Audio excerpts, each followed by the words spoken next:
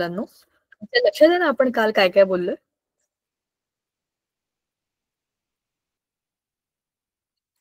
अरे mic on करा आणि मला पटकन सांगा. मुलांनो, तुम्ही माईक अनम्यूट करू शकताय का?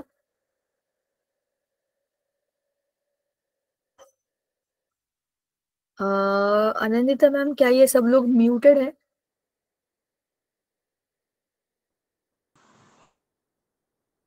Yes ma'am, all are muted. नहीं, मतलब हमने सेटिंग में इनको म्यूट किया है क्या? नहीं, ये मैंने I think I have also not done. अब now they can on switch on their microphone. Ask them एक बार करने के लिए। हा, ठीक आहे. तुम्हाला तुमचं माईक ऑन करतात का? बोला, कारण तुम्ही बोलल्याशिवाय मी सुरू नाही करणार आहे. मला आय वॉन्ट टू नो की तुमच्या लक्षात आहे का की आपण काल कसला अभ्यास केलाय. काल आपण काय हॉरिबल टॉपिक घेतला होता, तुमच्या लक्षात तरी आहे का? अनुष्का, सानिया, कोणीतरी अनम्यूट करा आणि बोला बरं पटकन. आधी मला हे बघायचंय की तुमचे माईक ऑन आहेत का नाही, तुम्ही ते ऑन करू शकताय का नाही. हा, मग बोला की. 4 वेळा प्रश्न विचारला मी तुम्हाला. तुम्ही कधीपासून एवढा विचार करायला लागलात बोलायला? नेहमीचे आपले बोलके पोपट नाही आहेत का क्लासमध्ये? बाकीच्यांनी बोलून घ्या. Very good. ते येईपर्यंत तुम्हाला चांगली संधी आहे. बोला, तुम्हाला जे जे वाटते ते आज तुम्ही बोला. आज मला तुमचं पण ऐकायचंय. आज आपण ते बोलू जे काल आपण सुरू केलं होतं. त्याला कंटिन्युएशन मध्ये न्यायचंय आपल्याला. पण तुमच्या लक्षात आहे का की काल आपण कसला अभ्यास केला होता?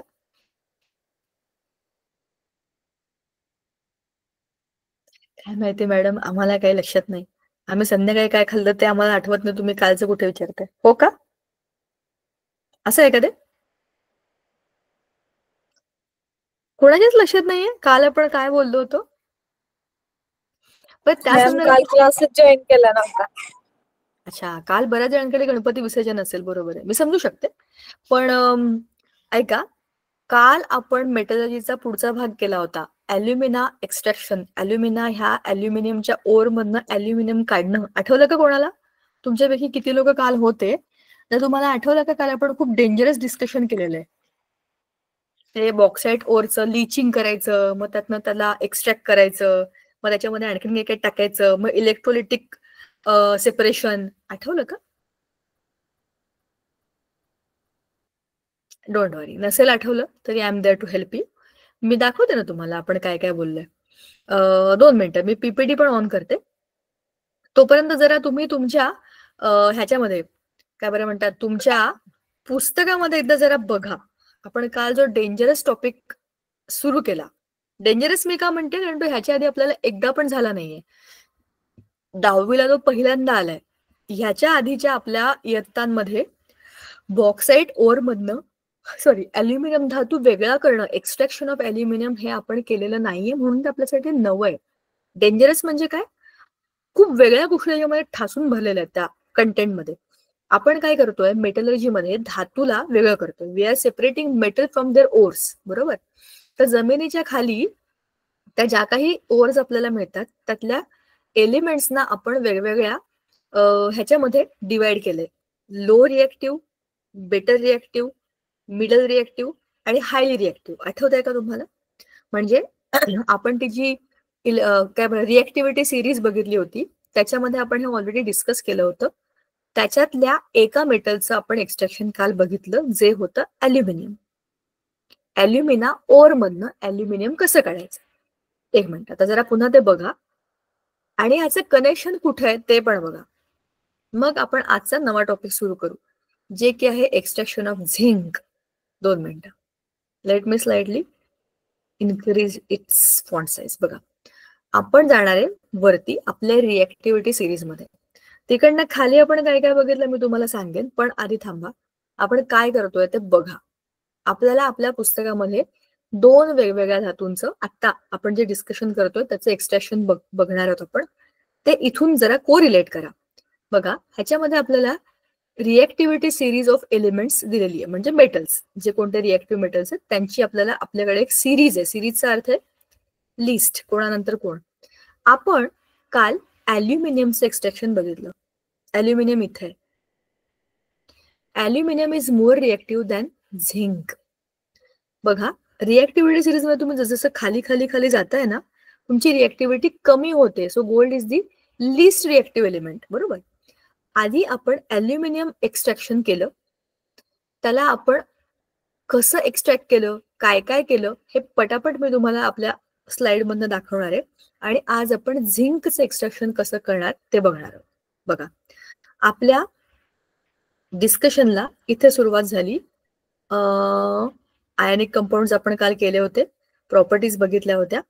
नंतर आपल्याला अदर प्रॉपर्टीज वगैरे सगळं आहेत, corrosion, extraction of metals. Okay, ह्याच्या वरती कुठेतरी आपली ती स्लाइड असेल, मेटलर्जी. बघा, पहिली होती कॉन्सोलिडेशन ऑफ मेटल्स, नंतर एक्स्ट्रॅक्शन आणि प्युरिफिकेशन. ह्या 3 टप्प्यामध्ये आपण मेटल्सना we take out the metals from their ores. बरोबर. आता ओर्स म्हणजे काय असतात? Concentrated parts of that particular metal. जमिनीमधनं, खाणीमधनं तुम्हाला जे मोठे मोठे खडक मिळतात त्याच्यामध्ये खूप साऱ्या वेगवेगळ्या धातू, अधातू, धातू सदृश, माती, वाळू, अशा भरपूर गोष्टींचं एकत्रित मिश्रण असतं. त्यातून आपल्याला काढायचं फक्त धातू वेगळा करायचा आहे. बरं, आता ह्याच्या प्रोसेसमध्ये आपण काल जे बघितलं ते होतं त्याच्या वेगवेगळ्या मेथड्स मधली कोणत्या कोणत्या मेथड्स आपण करतो. फ्लोटेशन करतो, किंवा ती आपली वेल्फी टेबल मेथड आहे, हायड्रॉलिक सेपरेशन मेथड आहे, मॅग्नेटिक सेपरेशन आहे. आणि अशा वेगवेगळ्या टेक्निक्सने आपण त्याला पहिल्यांदा क्लीन करतो, बेसिक क्लिनिंग करतो. नंतर आपण त्याचं एक्स्ट्रॅक्शन करतो. एक्स्ट्रॅक्शन ऑफ रिएक्टिव्ह मेटल्स वेगळं असतं, मॉडरेट मेटल्सचं वेगळं असतं, आणि लेस रिएक्टिव्ह मेटल्सचं एक्स्ट्रॅक्शन हे ऍब्सोल्युटली वेगळं असतं. बघा, extraction of reactive metals, highly reactive metals burn by reacting with oxygen in the air at room temperature. For their extraction, the electrolysis method has to be used. खूपच reactive metals आहेत तर त्यांच्यासाठी, जसे की आपलं सोडियम आहे, potassium आहे, हे हायली रिएक्टिव्ह आहेत. ह्यांना मेटल्सना ह्या त्याच्या ओव्हर्स मधनं काढण्याकरता आपण काय करतो, त्याचं इलेक्ट्रोलिसिस करतो. म्हणजे ते त्यांच्या मेटलिक फॉर्म मध्ये आपल्याला इझिली मिळतात, ऑक्साईड फॉर्म मधनं.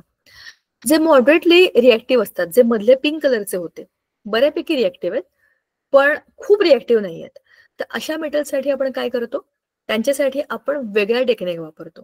जसं की आपण कालच्या ओरमध्ये बघितलं, ॲल्युमिना ही जी ओर आहे आपल्या ॲल्युमिनियमची, त्याच्यामध्ये आपण काय करतो, त्याला लिचिंग प्रोसेसमध्ये त्याला NaOH सोल्युशनमध्ये ठेवतो. ते आता तुम्हाला मी पुढे सांगेन तेव्हा तुम्हाला ते समजेल की लिचिंग काय असतं. असं मॉडरेटली रिएक्टिव्ह मेटल्सचं आपण करतो. आणि लेस रिएक्टिव्ह मेटल्सना आपण कसं करतो, metals at the bottom of the reactivity series, they are very less reactive. म्हणजे ते त्यांच्या फ्री स्टेटमध्येच असेही मिळतात. मग त्यांना आपल्याला क्लिनिंग करण्यासाठी ज्या काही बेसिक प्रोसेसेस लागतात त्याच आपण करतो, आणि त्यातनं आपल्याला आपले लेस रिएक्टिव्ह मेटल्स मिळतात. आता आपण काल जे बघितलं तिथे जाऊया.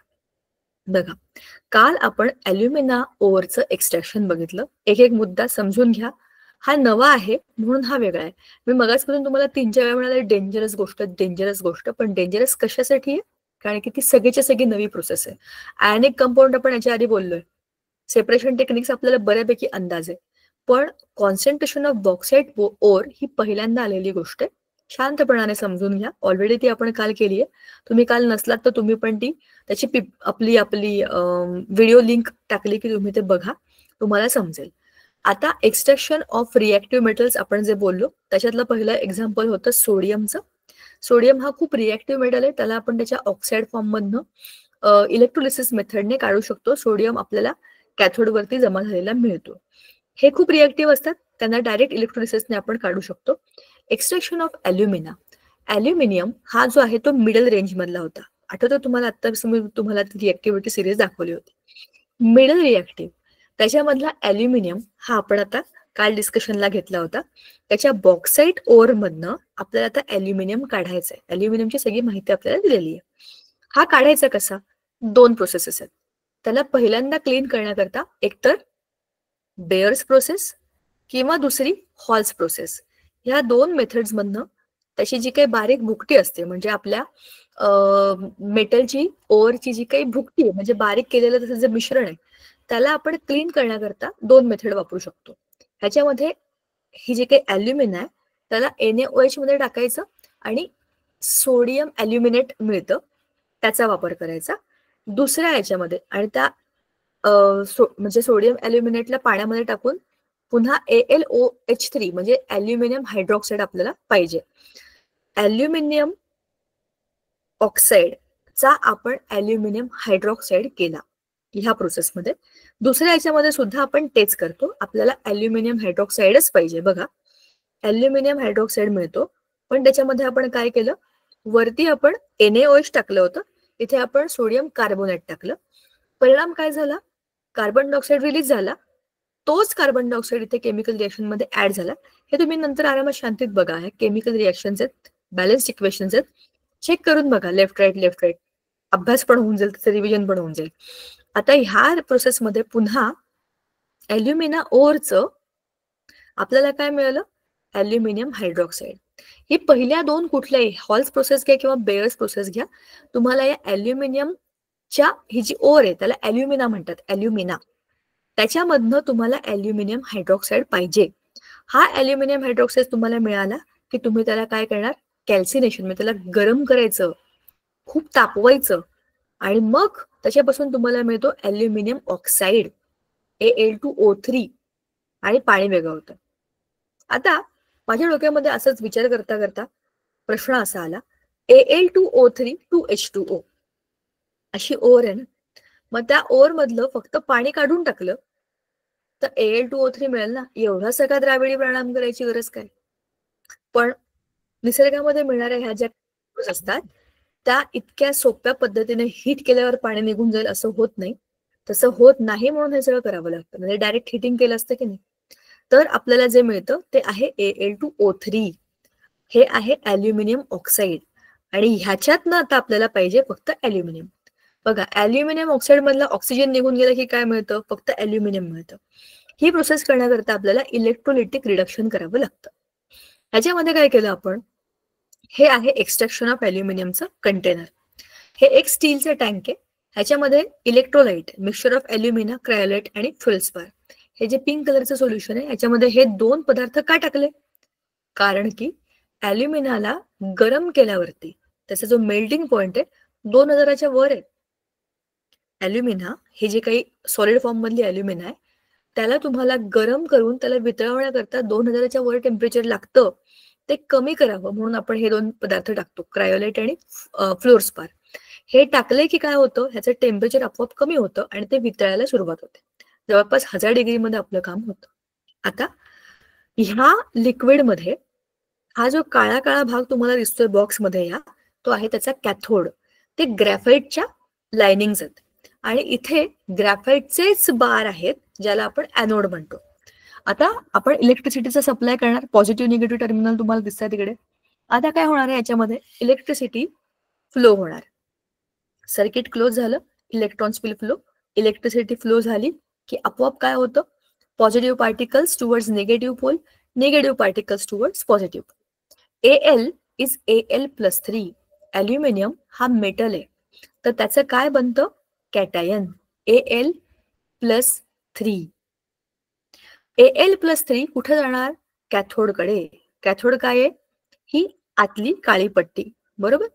इकडे जे काही सगळ्या बाजूला वितळलेलं ॲल्युमिनियम जमा होईल ते खालच्या खाली आपण आउटलेट फॉर मोल्टन ॲल्युमिना ह्या रस्त्याने बाहेर काढून घेतो. समजलं? आता या बाजूला काय आलंय? उरलेला ऑक्सिजन. ऑक्सिजन इकडे येऊन चिटकणार, इकडे इकडे इकडे इकडे दोन्हीकडे. ऑक्सिजन कार्बन, कारण ग्रॅफाइट इज कार्बन. कार्बनची ऑक्सिजन बरोबर अभिक्रिया झाली की CO2 गॅस बनेल आणि तो पण बाहेर निघून जाईल. हळूहळू या पट्ट्या काय होतात? झिजून जातात, कारण त्याच्यातला जो कार्बन आहे तो वापरला गेला ऑक्सिजन बरोबर, कार्बन डायऑक्साईड रिलीज झाला. म्हणजे काय झालं? ह्या पट्ट्या झिजल्या. आता काही वेळानंतर ह्या पट्ट्या बदलण्याचा उद्योग करावा लागतो, कारण की त्या ह्या इलेक्ट्रोलिसिस प्रोसेसमध्ये झिजतात. पण अशा पद्धतीने तुम्हाला मोल्टन ॲल्युमिनियम मिळतो, जो की आहे आपला ॲल्युमिनियमची प्युअर, म्हणजे जी काही आपल्याला पाहिजे ती स्टेट. ठीक आहे, ह्याला म्हणतात एक्स्ट्रॅक्शन ऑफ ॲल्युमिनियम. आता extraction of moderately reactive metals मध्ये आपण दुसरा एक घटक बघणार आहे. The metals in the middle of the reactivity series such as iron, zinc, lead and copper are moderately reactive. आता याच्यामध्ये आयर्न, झिंक, लीड आणि कॉपर, आपण जाऊ ना आपल्या रिएक्टिव्हिटी सिरीज कडे जाऊया. आयर्न, झिंक, लीड आणि कॉपर. कुठे आपली सिरीज? ये ग बाई, पटकन ये, म्हणजे आम्हाला पटकन खाली जाता येईल.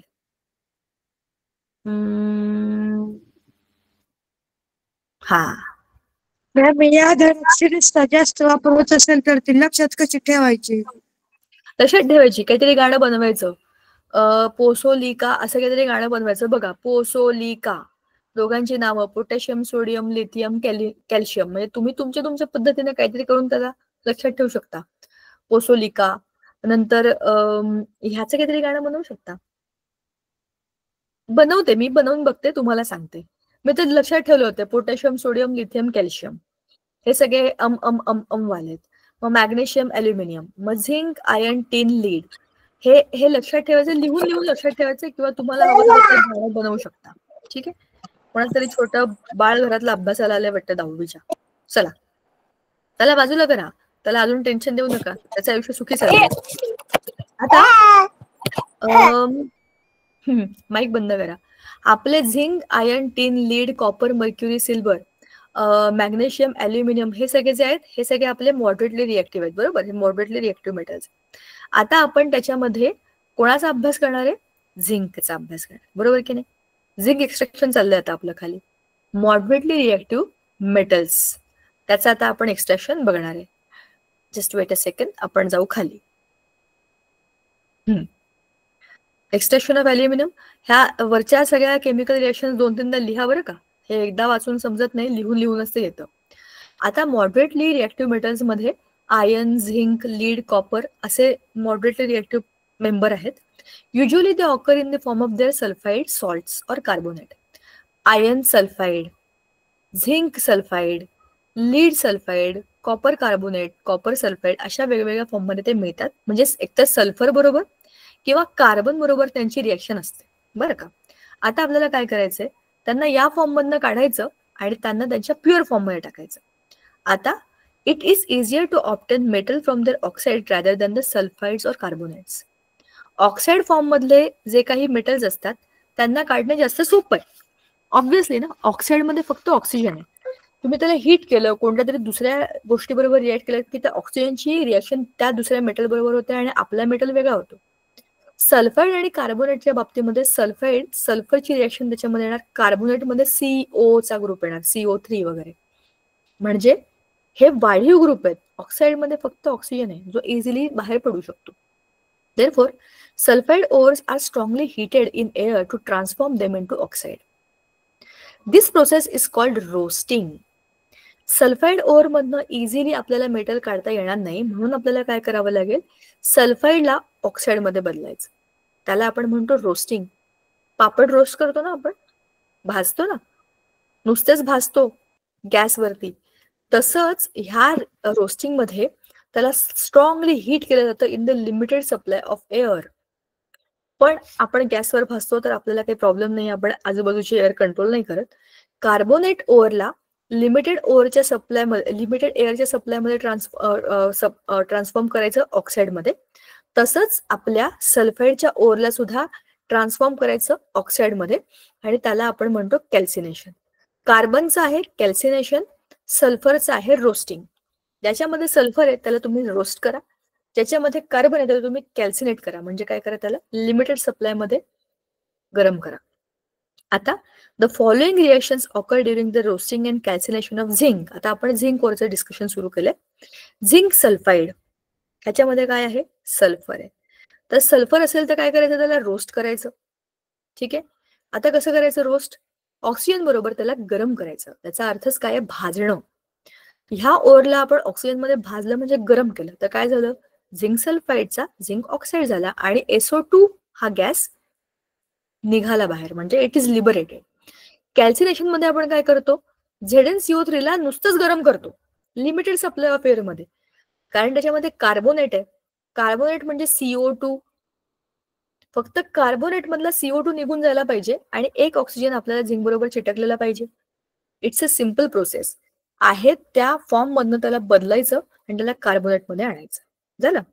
The zinc oxide so obtained is reduced to zinc by using suitable reductant such as carbon.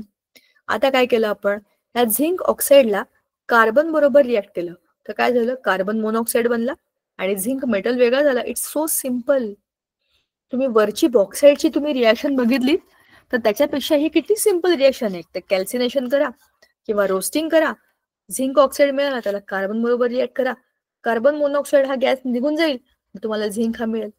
Apart from carbon, reactive metals such as sodium, calcium, aluminium are also used as reducing agent for reduction of metal oxide to obtain the metal.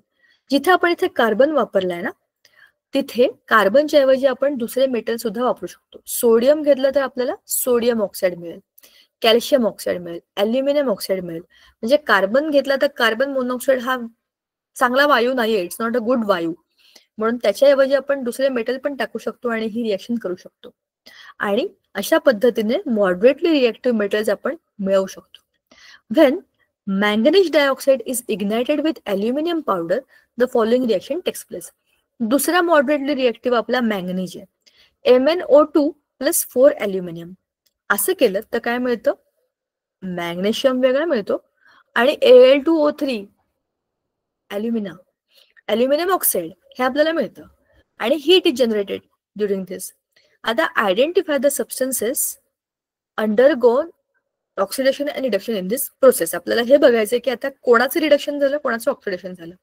The heat evolved in the above reaction is so large that the metal is formed in the molten stage. ही जी heat लिहिली ना, heat ही एवढी आहे की हे जे metals आहेत ते मोल्टन स्टेज मध्ये म्हणजे काय, लिक्विड फॉर्म मध्ये मिळतात आपल्याला. Another similar example is the thermite reaction. Here, iron oxide reacts with aluminium to form iron and aluminum oxide. Iron oxide म्हणजे फेरस ऑक्साईड. त्याची अल्युमिनियम बरोबर रिएक्शन केली तर आपल्याला काय मिळतं? 2 फेरस आणि Al2O3. पुन्हा हा Al2O3 हाच आहे बघा, बरोबर, अल्युमिनियम ऑक्साईड. म्हणजेच तुम्हाला त्यातनं आता लोखंड वेगळं मिळालं आणि अल्युमिनियमची ऑक्सिजन बरोबर रिएक्शन झाली. त्याचे एक्सट्रॅक्शन आपण वरती इलेक्ट्रोलिसिसने केलेलं आहे. त्यातनं आपल्याला अल्युमिनियम मिळाला होता आणि ऑक्सिजन लिबरेट झाला होता, बरोबर. आता extraction of less reactive metals. See the metals at the bottom of the reactivity series of the metals are less reactive.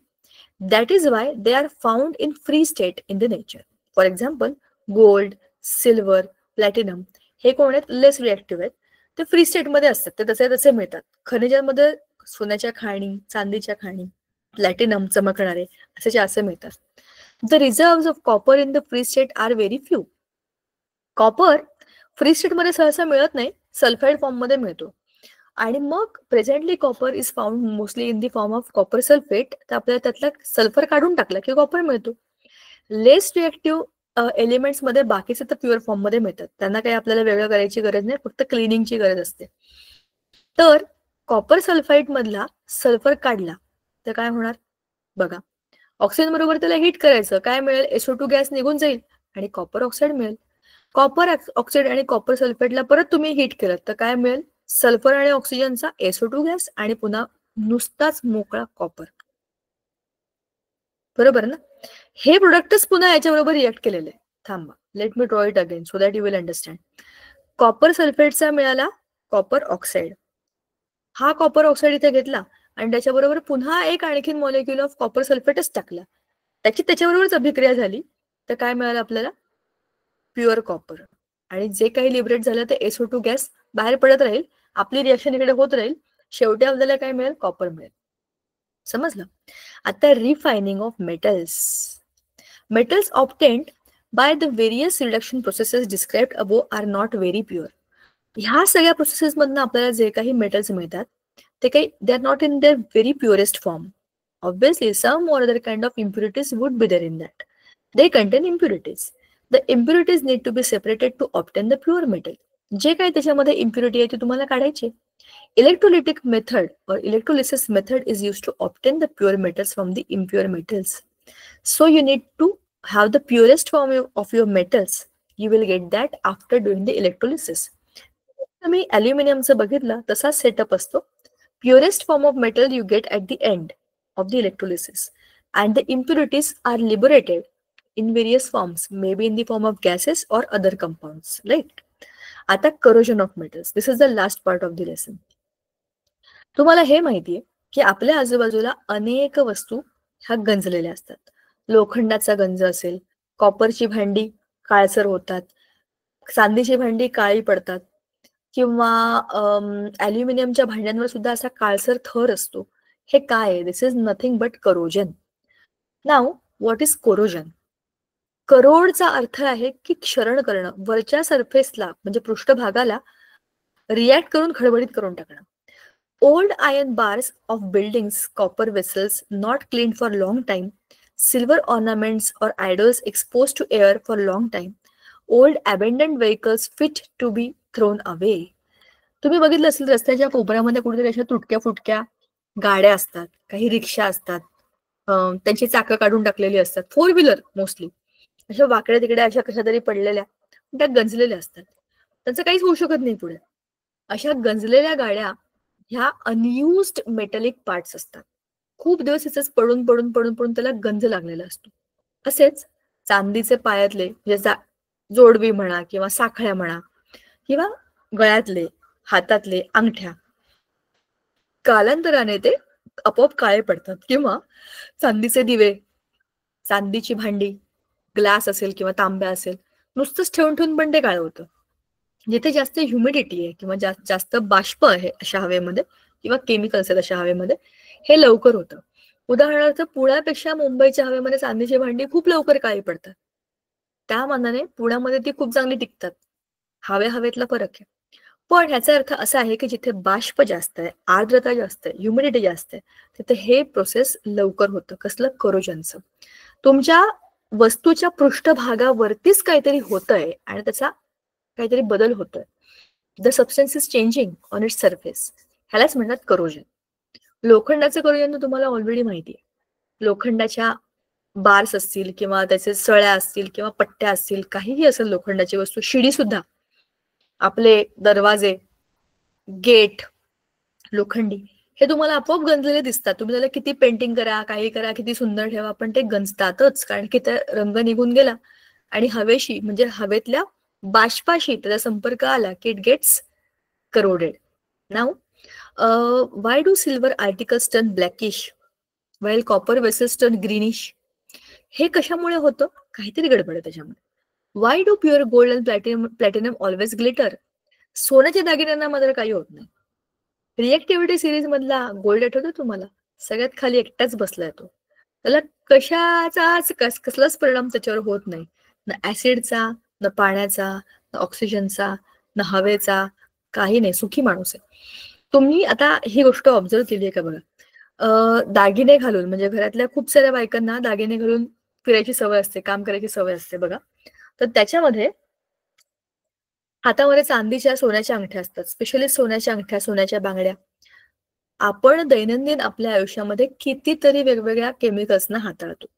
लिंबू पाणी केलं, लिंबाचा रस लागला, अंगठीला लागणारच. बांगड्यांना हात साफ करताना लागू शकतं. साबण, आपण आंघोळ करतो, शॅम्पू लावतो, विचार करा.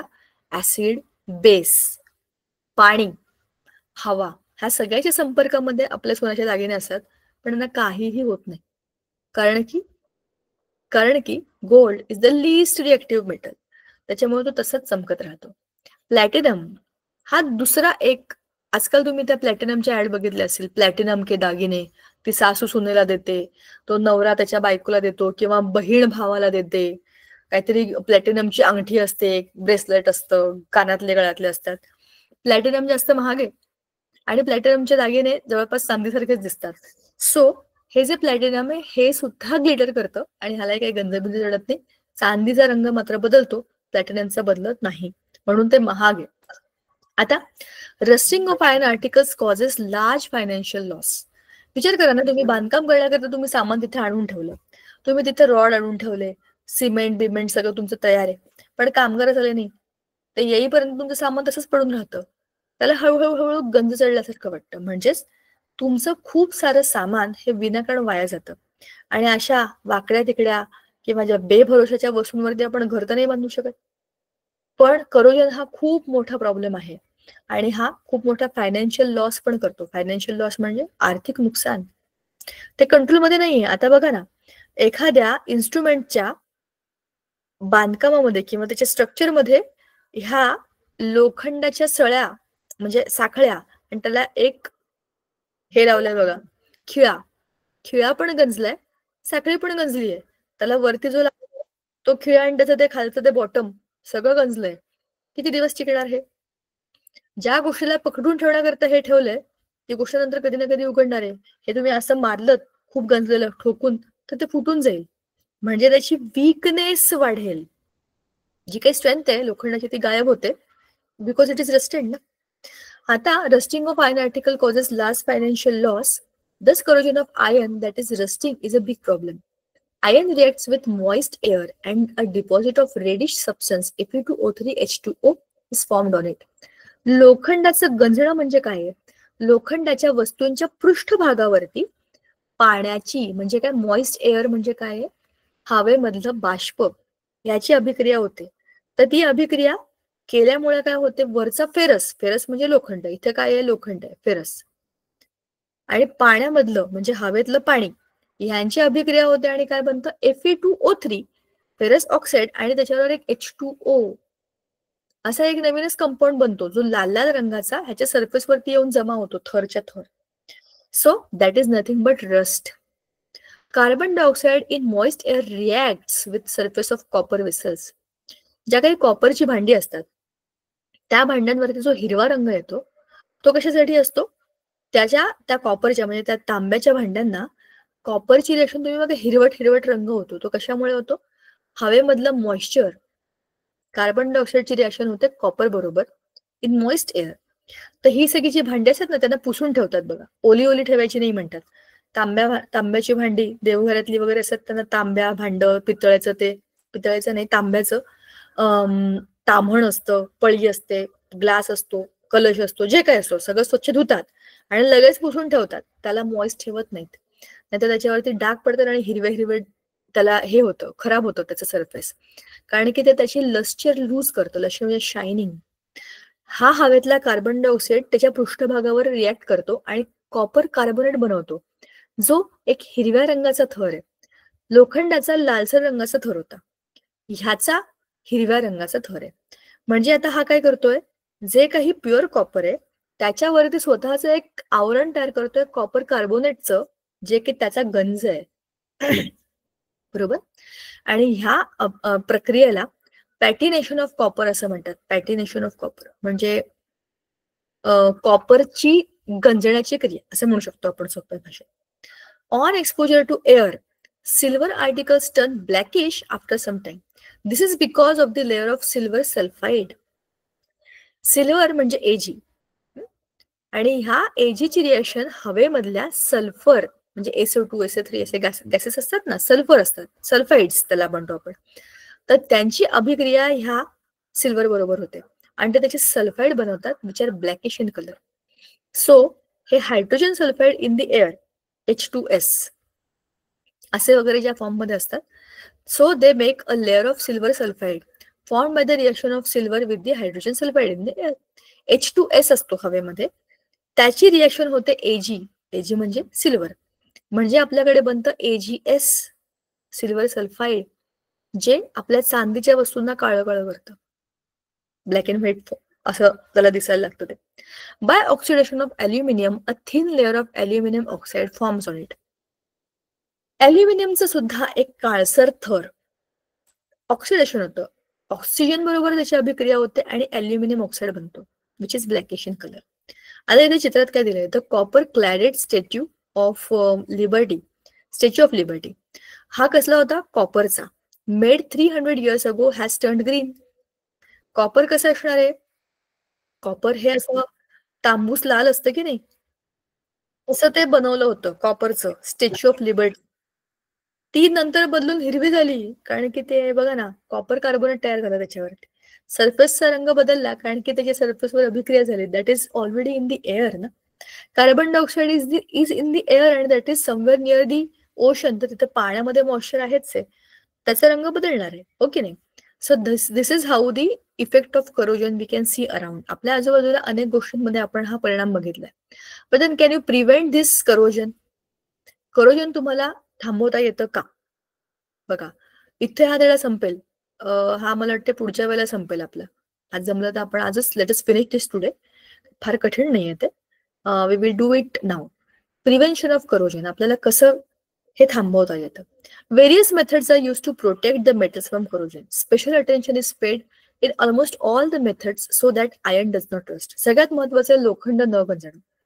लोखंड गंजू नये म्हणून काय करायचं, त्याला आयसोलेट करायचं. कशापासून, हवेपासून, पाण्यापासून. आणि हे करण्याकरता to fix a layer of some substance on the metal surface so that the contact of the metal with moisture and oxygen in the air is prevented and no reaction would occur between them.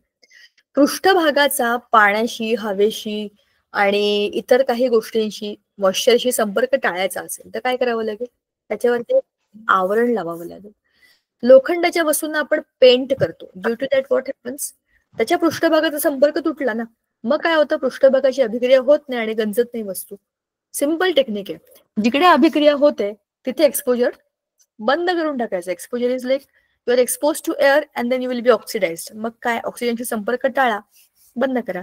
जसं अन्न, if the food is not to be decayed we keep that in the airtight container. मग ते खूप दिवस टिकतं, ते खराब होत नाही, ते मऊ पडत नाही, because it cannot react with the air. तिथे पाणी, हवाच नाहीये, हवेतलं मॉइश्चर नाहीये, so it is intact. So you cut the contact with air. इथे पण तुम्ही तेच करता. Layer of some other substance is applied on the metal that helps to keep the metal away from the moisture and oxygen. To prevent corrosion of metals by applying a thin layer of paint, oil, grease or varnish on the surface. For example, corrosion of iron can be prevented by this method. त्याला आपण painting करतो, oiling करतो, Greece लावतो, काही करायचं आपण सरफेसला.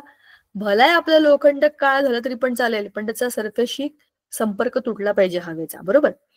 Now can we permanently prevent the rusting of iron by applying such a layer on the surface? We cannot protect articles permanently, कारण वरचा थर हा कधी ना कधी निघून जातो. तेलाचा असेल, पेंटचा असेल, कसलाही असेल.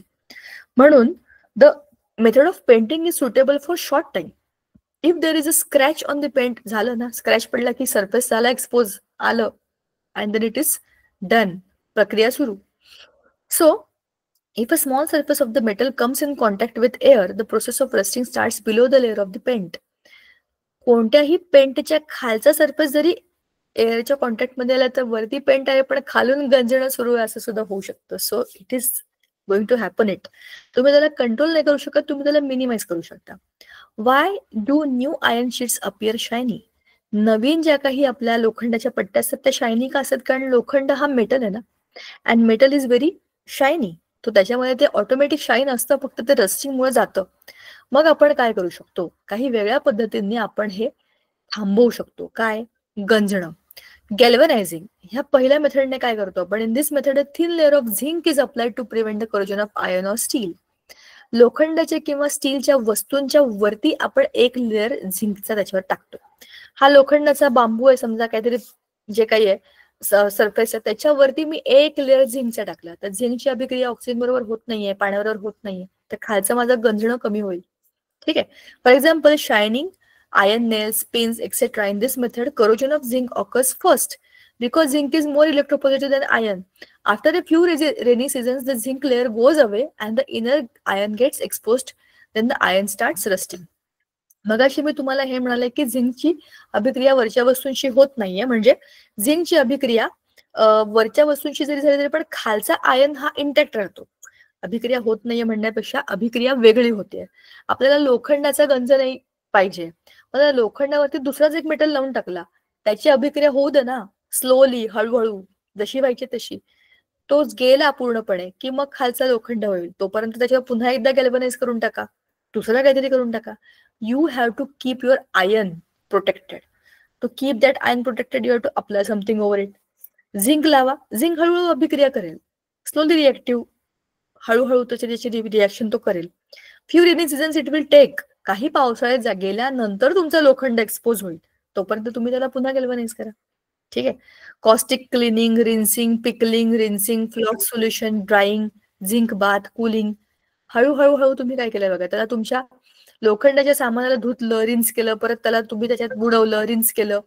फ्लक्स सोल्युशन आहे त्याच्यामध्ये टाकलं, त्याला ड्राय केलं, मग झिंक बाथ. ह्या झिंकच्या सोल्युशन मध्ये त्याला टाकलं, बुडवलं, त्याच्यावर त्याचा लेअर आला, ती वस्तू काढली आणि त्याला कुलिंगला ठेवून दिलं. It is kept for inspection. लोखंडाच्या वस्तूवरती झिंकचा आवरण चढवण्याचा हा उद्योग आहे बघा. काय काय केलं आपण? धुतलं, पुसलं, हेकडे टाकलं, तिकडे टाकलं, आणि मग त्याला झिंकच्या बाथ मध्ये टाकलं. झिंक सोल्युशन आहे खाली, त्याच्यात बुडवलं की काय होणार आहे? आपोआप तुमच्या लोखंडाच्या वस्तूला झिंक लागणार की नाही? ह्याला म्हणतात गॅल्वनायझेशन. दुसरं आहे tinning. In this method, a layer of molten tin is deposited on the metal. This is called as कल्हई. आपल्याकडे पूर्वी कल्हई करायला केली जायची कॉपरच्या भांड्यांवरती. तुम्हाला माहिती आहे ना, कॉपरच्या भांड्यांमध्ये आपण आंबट वस्तू नाही ठेवू शकत, ते खराब होतात, ते लवकर सडतात, कुजतात. म्हणजे आंबट पदार्थ आणि कॉपर यांची अभिक्रिया होते. सो त्याच्यामध्ये आपण आंबट पदार्थ ठेवू शकत नाही. लिंबू सरबत तुम्ही कॉपरच्या ग्लासमध्ये पिऊ शकत नाही किंवा आमटी त्याच्यामध्ये काढू शकत नाही, कारण की त्याची अभिक्रिया होते. तर ती अभिक्रिया होऊ नये म्हणून त्याच्या आतल्या सरफेसवरती आधी कल्हई केली जायची. पूर्वी असे गल्ल्या-गल्ल्यांमध्ये कल्हई करणारे लोक फिरायचे. आता कसे ते चाकू सुऱ्यांना धार लावलेले लोक फिरतात ना, तसे पूर्वी कल्हई करणारे. कारण पूर्वी ॲल्युमिनियम बिल्युमिनियमचा काही फालतू प्रकार नव्हता घराघरांमध्ये.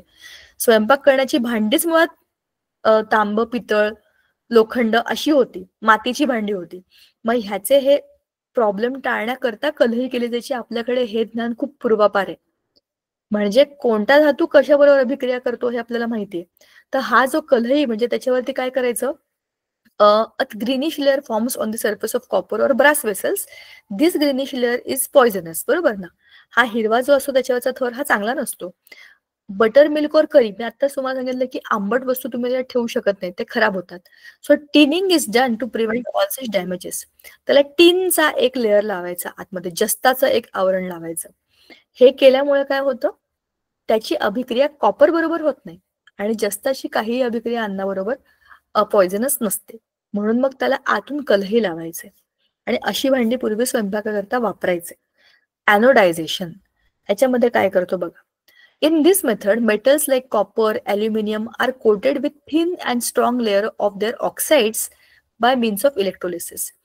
ऑक्साइड्सनी त्यांना आवरित करून टाकायचं. कशाला? कॉपर, ॲल्युमिनियम अशा ज्या काही मेटल्सना तुम्ही त्या इलेक्ट्रोलिटिक ॲनोडायझेशनच्या त्या सेलमध्ये ठेवायचं आणि त्याला काय करायचं, thin and strong layer of oxide तसं त्याला बनवायचं. For this copper or aluminum article is used as anode. तुमचं कॉपरचं किंवा ॲल्युमिनियमचं जे काही तुम्हाला पदार्थ त्याला कोट करायचा आहे तो तुमचा ॲनोड बनतो. ॲनोड म्हणजे हा बघा, याला इथे पॉवर सप्लाय मध्ये ॲनोड म्हणजे पॉझिटिव्ह आहे, हा पॉझिटिव्ह बरं का.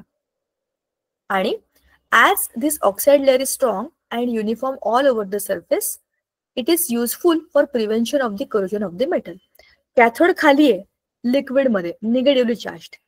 ह्या कॅथोडचं काय करणार तुम्ही, ह्याचं आवरण आता याच्यावरती बसेल. For example, well aluminium is anodised, the thin layer of aluminium oxide is formed. It obstructs the contact of the aluminium with oxygen and water. This prevents further oxidation. This protection can be further increased by making the oxide layer thicker during the anodization. स्वतःच आपण त्याची अभिक्रिया त्यातल्या oxygen बरोबर करून टाकायची, म्हणजे त्याचा पृष्ठभाग हा ऑटोमॅटिकली लेअर झालाय. तुम्हाला माहितीये कॉपरची ऑक्सिजन बरोबर अभिक्रिया होते, ॲल्युमिनियमची ऑक्सिजन बरोबर अभिक्रिया होते, आपणच करून टाकायची त्याची अभिक्रिया.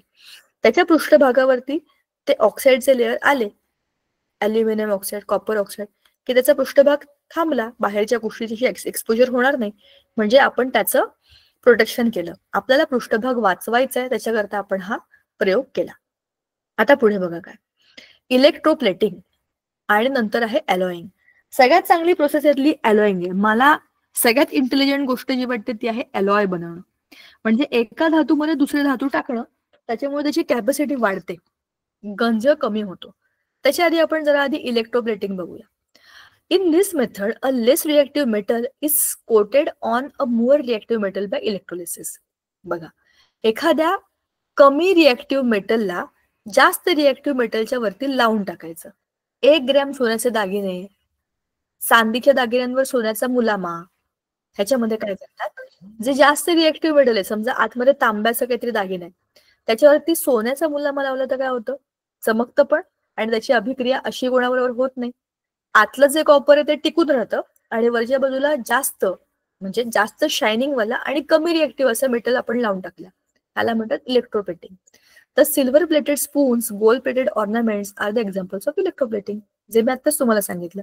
ह्या चमच्यावरती तुम्ही एजी म्हणजे सिल्वर लावलंय.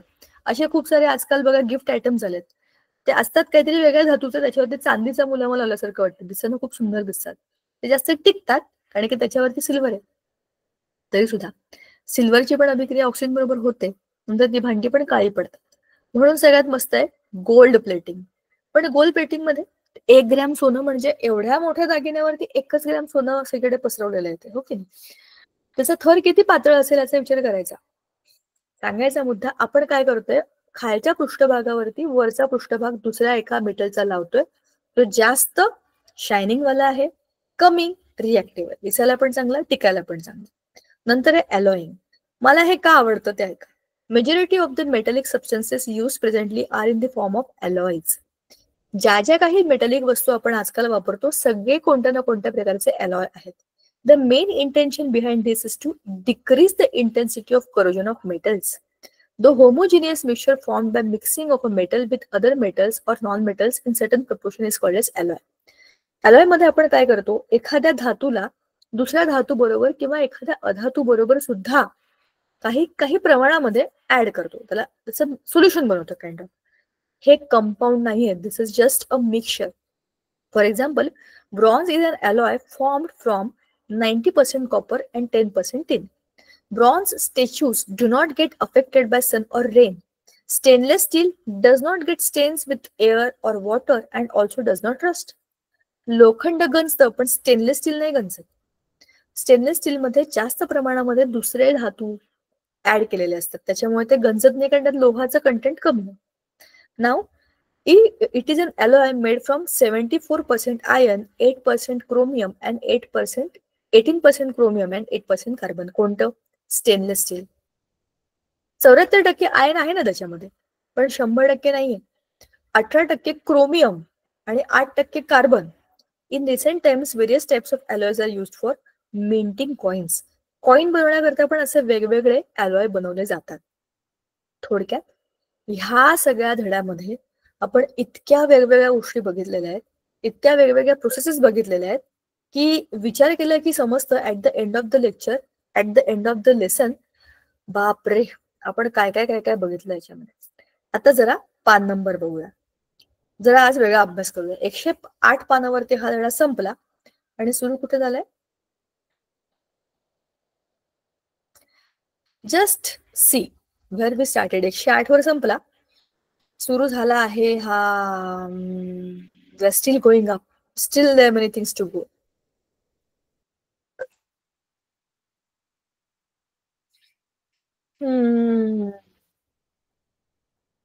चाललाय चाललाय चाललाय चाललाय 93. बघा 108 होतं 93.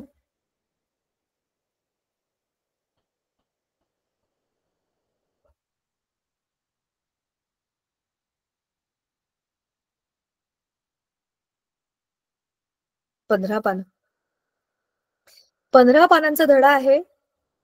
टॉपिक सब टॉपिक खूप आहेत. आपल्याला धड्याच्या ह्या मुद्द्यांचं तुम्हाला आठवत आहे का आपण बोललो होतो? Physical properties, chemical properties, metals, non metals, इथपर्यंत हे काहीच नव्हतं. आयनिक कंपाऊंड्स काहीच नव्हतं. रिएक्टिव्हिटी सिरीज पण काहीच नव्हतं. दॅट जस्ट अ पार्ट, एक छोटासा पॅराग्राफ येतो. पण हा जो भाग आहे ना, हा जो मी तुम्हाला म्हटलं हा नवा आहे या धड्यातला, ह्याच्या आधी आपल्याला कधी झाला नाही तो, सगळ्यात डेंजरस पार्ट आहे. आणि ह्याच्यामध्ये बघा वरच्या केमिकल रिएक्शन्स वगैरे ठीक आहे, आपण आता बॅलन्स करू शकतो, आपल्याला समजतं त्यांची नावं काय आहेत, मेटल्स कोणते आहेत, काय कॉम्बिनेशन झालं असेल, सल्फाईड काय, कार्बाईड काय, सगळं समजू शकतो आपण. पण मेटलर्जी जो खरा धडा होता तो इथे सुरू झालाय. आता विचार करा, 15 पानांमधला शेवटचा 6-7 पानांचा जो भाग आहे, मॅक्झिमम 5 ते 6 धरू आपण, ज्याच्यामध्ये फक्त मेटलर्जी आहे, तो सगळ्यात वेगळा आहे. वरचं सगळं तुम्हाला आरामात समजेल, वाचता येईल, प्रॅक्टिस करता येईल, तर काहीच कठीण नाहीये. जे सोपे सोपे भाग आहेत धड्यातले ते पटापट करून मोकळे व्हा. जे कठीण आहे, परत सांगते, जे कठीण आहे ते नवीन आहे. कठीण म्हणजे नवीन आहे, असं एखादे काहीच करणार नाही. सगळं समजतं ते आपल्याला, फक्त ते लक्षात ठेवायला फार कठीण आहे की कशानंतर काय आलंय, कशानंतर काय, कशानंतर काय. त्याची एक स्टोरी फॉर्मॅट मध्ये लक्षात ठेवा, सगळा धडा तुमचा इझिली होऊन जाईल. आज आपला हा धडा इथे संपला.